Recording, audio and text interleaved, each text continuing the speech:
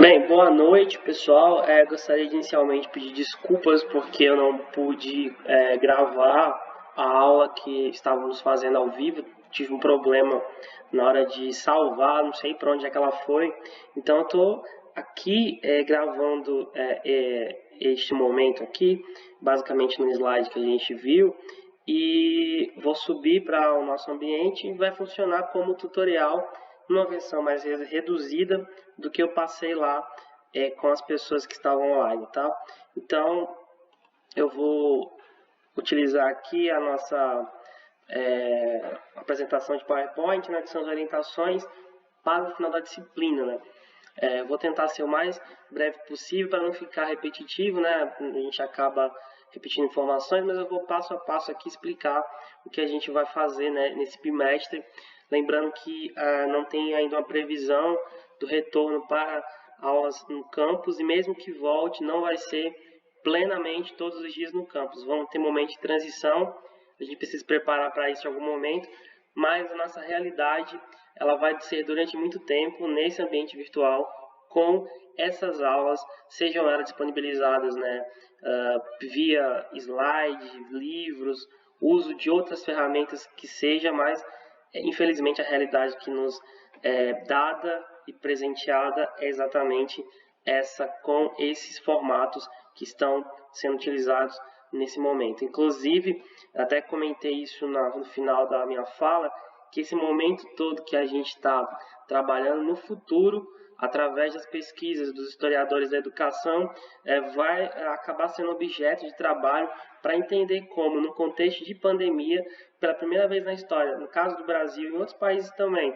nós estamos migrando da sala de aula física para as salas de aula virtual. Então, interessantemente, isso já era uma realidade que acontecia com os cursos EAD, com algumas disciplinas no formato à distância, mas ela ainda não tinha sido experimentada plenamente no ensino médio e não nesse modo como um substituto, ou uma substituta, no caso, da aula em sala de aula. Então, aqui, na realidade, estamos adiantando a fórceps um futuro que ele estava pela frente daqui a umas décadas, mas a gente está experimentando e vendo como é difícil, né?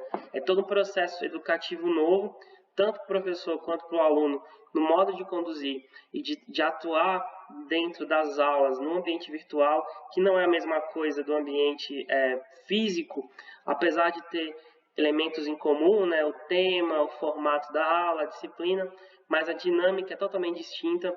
As relações humanizadas e humanizadoras que acontecem dentro da sala de aula vão acontecer de outras maneiras. Então, a gente está no momento de experimentação dolorosa, mas que a gente precisa compreender, entender e, obviamente, vivenciar da melhor maneira possível como uma experiência também no âmbito da história da educação, porque a gente está vivendo literalmente a história. Eu vou dar sequência aqui para a gente poder trabalhar ao longo desse bimestre, falando alguns pontos específicos sobre a disciplina. Primeiro, olhando um pouco retrospecto, né? A participação no AVA, ela teve alguns problemas em relação à presença e à interação. Eu percebi que tem uma coisa boa, quando a postagem das aulas lá no YouTube, disponibilização durante o conteúdo da aula, né, durante a ministração, a turma de História da Educação, em comparação com o ensino médio, por exemplo, tem uma quantidade de visualizações muito maior. Há vídeos, né, que eu acabei postando que tem pelo menos 30 visualizações, o que é uma boa quantidade para a turma de vocês. E aí, nesse ponto, parabéns. Mas, por outro lado, acredito que outras questões possam ser melhoradas, então eu vou ter um controle um pouco maior dessa participação no AVA a partir desta parte da disciplina. Então, vou usar mais fóruns, vou fazer o registro de presença, como outros docentes já fazem em várias disciplinas, e vou frequentemente utilizar a ferramenta do Hangout. O que é o Hangout? É basicamente a conferência, é a aula ao vivo, como eu fiz hoje, que infelizmente não consegui gravar para disponibilizar de modo pleno essa aula a partir dessa apresentação que eu estou novamente aqui falando sobre ela, mas de outros caminhos e outras maneiras, vamos utilizar esta ferramenta como forma de trabalho na nossa disciplina. Então, pelo menos vamos ter mais 2 a 3 encontros virtualmente, no ambiente virtual. Interessantemente, hoje eu recebi e-mail, na verdade todo mundo recebeu e-mail, né, do quem é professor e técnico do IFRO, mostrando que o AVA agora tem uma ferramenta para gravar as aulas, e nesse sentido a gente vai verificar. Eu ainda não abri, não utilizei, então vou verificar como é que ela funciona para poder também utilizar e trazer para o nosso mundo de ferramentas da disciplina de História da Educação. Mas é uma questão que a gente precisa verificar a estabilidade, a qualidade, para poder usar de modo mais pleno, como essa ferramenta que a gente utilizou hoje, o Google Meet, ou como o Jitsi, ou outras ferramentas de conferência, de aula ao vivo, que seja. Então, a gente vai ter mais desses momentos ao vivo, tá? Indo adiante, o formato da aula, eu comentei com as pessoas que assistiram, que na realidade acaba que eu não vou mudar muito, né? Então, o que vai acontecer? Talvez eu enxugue mais os vídeos, o tamanho deles. Então eles têm uma média de 40 minutos, 45 minutos, então eu vou tentar minimizar o máximo possível esses vídeos para chegar aí num tamanho de 30 a 35 minutos, que não seja cansativo, não consuma dados de quem usa pelo aplicativo do celular, e obviamente seja mais dinâmico. Eu vou tentar enxugar os slides, enxugar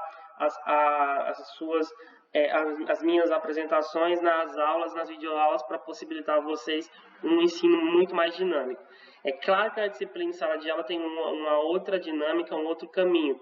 No vídeo você pode ir e voltar, e eu vou repetir a mesma coisa, você vai acabar entendendo. Na aula a gente tem caminhos diferentes, sinapses diferentes ativadas e outras formas de construir conhecimento naquele espaço de 2 aulas na nosso encontro, que aconteceu apenas uma vez, né, comigo, na verdade, uma vez comigo com o professor Carlos e apenas uma vez comigo sozinho na primeira aula sobre educação difusa. Em relação aos livros utilizados, vamos seguir utilizando esta mesma obra também, que é a História da Educação da Aranha, da professora Maria Lúcia Aranha, que é um livro clássico, né, que vocês já conhecem, já tem utilizado.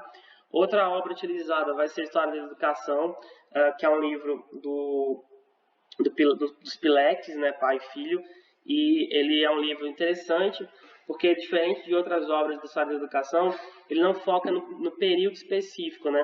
Ele foca em pessoas ao longo da história. Então, tem a ação do Sócrates na educação, do Lutero, a influência de personagens históricos dentro da História da Educação. Inclusive, nas próximas aulas sobre os jesuítas no Brasil, um dos capítulos vai vir desse livro aqui.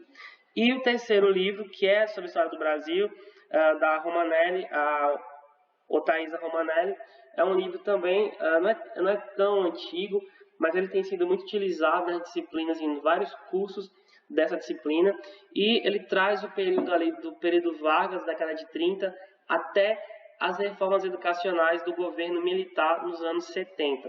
Ele traz um apanhado aí de questões que a gente vai trabalhar.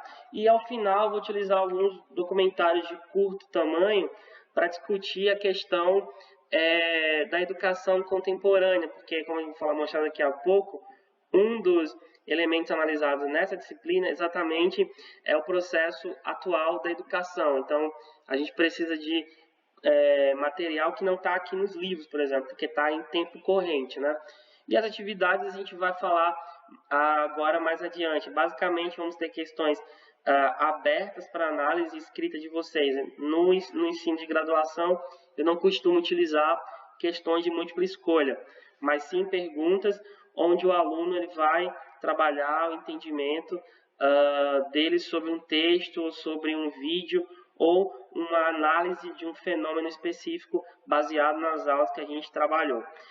E aí vem o processo avaliativo, né? A gente já fez 2 atividades valendo 10 pontos, né? Vamos trabalhar no final da disciplina com uma avaliação valendo 40 pontos, e as atividades perfazem 50. Já tivemos 20, como eu falei, temos mais 3 adiante para serem feitas. Então, temos uma prova, ou que seja uma atividade avaliativa valendo 40 pontos, mais 5 atividades, cada uma valendo 10 pontos. Como já fizemos 2, temos mais 3 adiante. E, por fim, a participação, que é o fórum, a entrada lá no relatório que sai do AVA sobre a movimentação de vocês no ambiente e outras questões que a gente observa a partir da ação de vocês em sala de aula ou aqui, claro, no ambiente virtual, que é a nossa sala de aula atualmente. Dito isso, um resumo do que já foi trabalhado até aqui. Vocês começaram a disciplina com o professor Carlos, abordando a introdução da disciplina e assistiram o filme Sociedade dos Poetas Mortos, do Peter Weir. A partir disso, eu assumi a disciplina, trabalhei o conteúdo de educação difusa, naquela educação tribal, nas sociedades mais antigas, onde não existe um local específico para educação. Na realidade, todo lugar é momento de educação. Seguimos com as sociedades do Antigo Oriente, né, a sociedade da Antiguidade Oriental, abordando formatos educativos na China, Índia, Mesopotâmia, sociedades ali do meio da Ásia em diante. Seguimos com a educação no mundo grego, que aí, para os analistas da história da educação no Ocidente, é onde se inicia a perspectiva da história da educação, quando se começa a se organizar ali o protótipo, os embriões de alguns elementos educativos, né? O pensamento sobre a paideia, a filosofia grega, que traz para o processo educativo um incentivo ao desenvolvimento das habilidades motoras e mentais, corpo e mente, nesse processo educativo pleno, onde o sujeito deveria desenvolver as suas habilidades plenas. Segue para Roma, onde tem muita influência dessa educação grega, só que de um ponto de vista mais pragmático. A educação romana ela é a educação a serviço do Estado, na formação das elites romanas, onde se começa ali os rudimentos de um sistema educacional com alguns tipos de escola que surgem, inclusive com as primeiras formas de educação pública, com algumas escolas e oficinas bancadas pelo Estado romano. Adiante, tivemos a educação medieval, onde há ainda a continuidade de alguns preceitos greco-romanos, no entanto, adaptados à dinâmica da religião católica, na intenção de padronizar a sociedade. É uma educação que não tem um sistema educacional, ela é feita dentro dos mosteiros, com algumas escolas, seguindo um padrão, um currículo ditado pela Igreja Católica, obviamente com muita influência da antiguidade, mas essa influência aí trabalhada para uma perspectiva focada na visão cristã de mundo. E a última aula, o último encontro no ambiente virtual, já é uma espécie de reação a esse mundo medieval, onde começa a surgir um momento de crítica ao pensamento religioso, com a perspectiva do renascentista e o surgimento dos primeiros estabelecimentos escolares, onde vai se tentar trazer o ambiente da ciência e da laicidade, ou seja, onde a religião teria espaço pleno para a formação das pessoas. Se resgata valores novamente da Grécia e Roma, mas numa perspectiva humanista, científica, racional. Então, a gente caminhou até aqui o Renascimento. Mais adiante, o que teremos? Vamos para o Brasil. Vamos trabalhar a história da educação no Brasil. Então, Brasil Colônia. A gente vê que, por exemplo, no Brasil Colônia, nossa educação nasceu cristã, jesuíta, comandada pela Igreja Católica. Os primeiros sistemas de ensino, a gente pode colocar esse conceito, nascem a partir da ação da catequização jesuíta nas terras brasileiras, a partir da invasão europeia no período colonial por Portugal e outras potências europeias. No caso aqui, os jesuítas foram à frente desse processo porque eles ajudaram o Estado português nessa ocupação territorial, especialmente aqui no norte, inclusive, né, com a presença de uma série de missões jesuítas e de outras ordens religiosas, mas principalmente jesuítas. Criaram colégios na escola, por exemplo, o colégio em São Paulo foi o ponto de nascimento da cidade de São Paulo. Então, o colégio, o nome colégio, né, é uma instituição que os jesuítas constituíram, criaram como elemento de catequização e de europeização desse mundo das Américas, quando os europeus invadem a partir do século XVI. Indo adiante, a gente tem um aprofundamento da perspectiva racional com a educação dentro da perspectiva iluminista, né? O século das luzes, que aprofunda o racionalismo, tira de vez a religião do centro do aprendizado e vai criar e incentivar as perspectivas contemporâneas de educação. E aí a gente vem século XIX, a educação e os nacionalismos, né? A criação de sistemas de ensino em vários países, com a dinâmica de um currículo focado na perspectiva da construção das identidades nacionais, e o Brasil segue muito isso, e aí deságua na questão do Brasil imperial, né, que é o Brasil independente, construindo a identidade nacional e construindo os primeiros currículos brasileiros, né, porque até então, como colônia, o Brasil seguia as demandas portuguesas. A partir do momento que o Brasil se torna uma nação independente, toda a administração pública vai girar em torno da criação de um Estado brasileiro e de um projeto de nação, claro, comandado pelas elites brasileiras. Nesse sentido, o modelo de cidadão que nasce na escola é focado nessa lógica branca, numa história de origem europeia e na construção desse sujeito brasileiro. E a escola tem um papel nesse sentido importante, especialmente a escola das elites, até porque os mais pobres não acessavam a escola nesse momento. Educação na República e Democracia. Após o Império, temos a República, a constituição dos primeiros sistemas nacionais de educação. No caso, por exemplo, da Era Vargas, a gente tem a primeira tentativa no Brasil de obrigatoriedade do ensino primário. Um Brasil que se urbanizava, que crescia, que se industrializava, precisava pelo menos de trabalhadores com algumas habilidades de escrita e de cálculo. Então, a escola vai ser sempre um instrumento aí em relação à questão do Estado, um instrumento de domínio social. Ela emerge nesse contexto. Essa escola atual, ela tem essa função de dominação, de docilização dos corpos e de padronização dos comportamentos. E os dois últimos tópicos, né, educação no século XX, os vários projetos educativos, né, as primeiras teorias do currículo, a perspectiva do currículo tecnicista, a perspectiva do currículo da nova escola, a perspectiva curricular da escola tecnicista, a perspectiva crítica do currículo, a perspectiva, enfim, toda uma série de perspectivas de currículo e de educação que aparecem nesse século XX, que são projetos, cada um deles com perspectivas distintas, né? Então, a gente vai ver um pouco desse panorama dessa escola no século XX, chegando aí nesses desafios educacionais do século XXI, como eu coloquei no começo, que escola a gente tem hoje e projetando o futuro. Há discrepância, como foi falado na aula, em relação ao que a escola quer e o que a sociedade quer. A estrutura que a escola tem, ao que a sociedade pede da escola. Então, existe sempre uma diferença entre uma coisa e outra.